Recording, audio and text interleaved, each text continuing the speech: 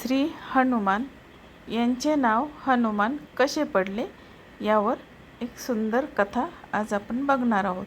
तर नमस्कार मैत्रिणींनो, मंजू क्रिएशनमध्ये तुमचे सर्वांचे स्वागत आहे। तर आज आपण एक सुंदर अशी कथा बघणार आहोत। चला तर मग कथेला सुरुवात करूया। आता तुम्हाला माहीत आहे का हनुमान यांना हनुमान हे नाव कसे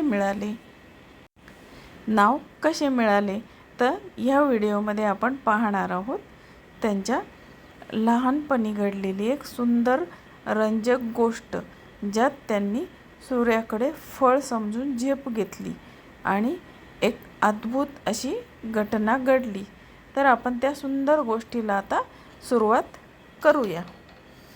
आता एक सुंदर पौराणिक गोष्ट अशी सांगितली जाते की पूर्वी श्री हनुमान लहानपणी फार खट्याळ आणि उत्साही असे होते। तर एकदा सकाळी त्यांना आकाशात तेजस्वी आणि लालबुंद असा सूर्य दिसला। तो त्यांना पिकलेल्या फळासारखा वाटला। तेव्हा ते म्हणाले, "वा, किती सुंदर फळ आहे!" असे म्हणत ते सूर्य पकडण्यासाठी हनुमान आकाशात झेपावले। म्हणजे त्यांनी आकाशामध्ये सूर्य पकडण्यासाठी झेप घेतली। आता हनुमानाची ही लीला पाहून सर्व देवांना खूप आश्चर्य वाटले, कारण सूर्य गिळण्याच्या त्यांच्या प्रयत्नामुळे सृष्टीत सर्वत्र अंधार पसरू लागला।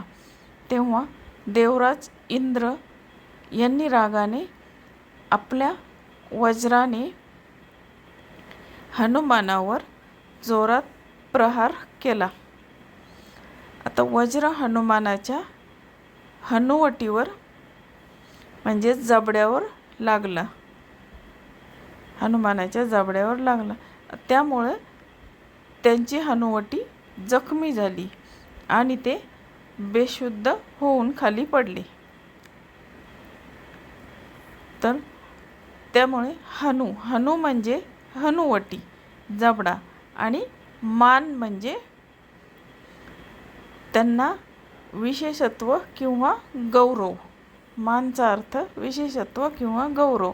आता या घटनेनंतर त्यांना हनुमान हे नाव मिळाले व ज्यांची हनुवटी विशेष आहे असा तर ही गोष्ट आपल्याला काय शिकवते की हनुमानासारखी शक्ती आणि उत्साह असला तरी त्यासोबत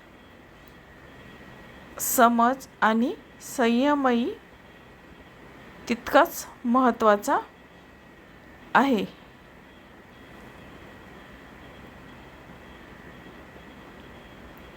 तर मैत्रिणींनो, तुम्हाला ही छोटीशी कथा कशी वाटली? तुम्हाला जर ही कथा आवडली तर माझ्या चॅनलला लाईक, शेअर आणि सबस्क्राईब करायला विसरू नका आणि तुमच्या मैत्रिणींना शेअर करायला विसरू नका। आणि सुंदर ही कथा तुम्ही नक्की तुमच्या मैत्रिणींना शेअर करा। धन्यवाद।